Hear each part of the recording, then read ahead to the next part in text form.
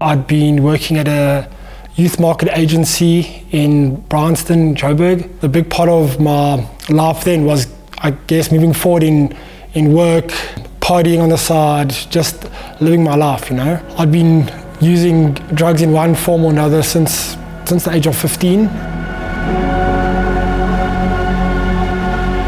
In 2014, my girlfriend confronted me. She asked me, "Are you on drugs?" And obviously I told her to just get out of my house, you know, like I chased her away. I don't think I ever admitted to myself that I had a problem or an issue, or that I knew drug addicts existed, but it definitely wasn't me. She was driving past a church in tears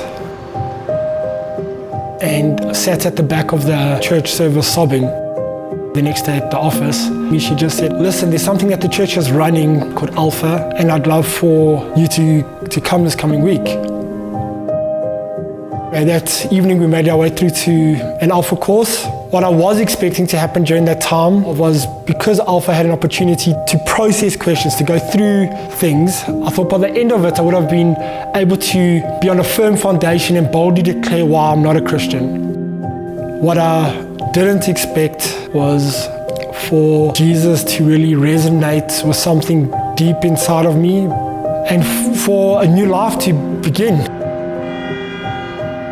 I went to an evening service. I went to the front. A leader came to me and said, "Hey man, I'd love to pray for you. What can I pray for?" So I said to him, "I'm a drug addict." And I think it was the first time I'd ever used those words. He just prayed for God to break into my life and for me to be healed from drugs. After the evening service, I went to my apartment in town and I did this deep clean of everything in my home, every piece of paraphernalia, needles, foil, lighters. Went to the pedal bin at the back corner behind, there's hundreds of them. Put my junk in the bottom there. I remember just walking upstairs and I just said, "God, thank you. God, thank you. God, thank you."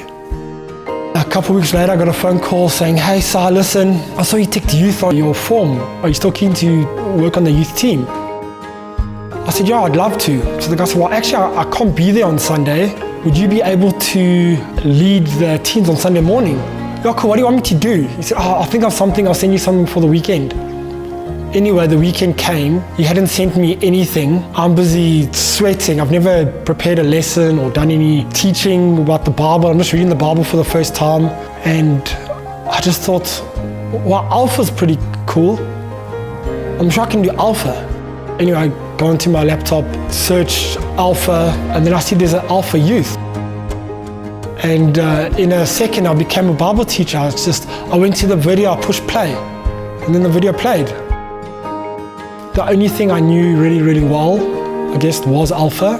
So I called a bunch of the local schools and I began running Alpha in 4 schools at the time. I was getting calls from school teachers, from principals. We've had kids who've been problematic at school, they're different. Something's changed in them.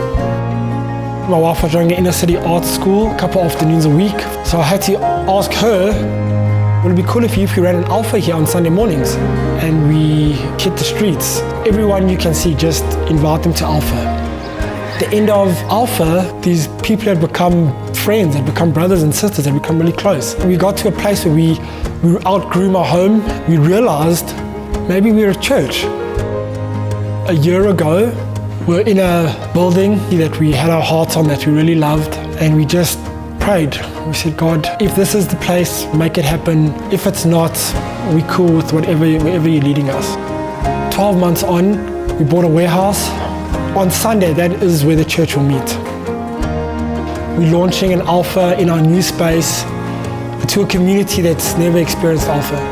We even said in our eldership team that we are an Alpha church. Alpha absolutely changed everything about my life. If Alpha could help me, if Alpha could change my life, it can change anyone's life.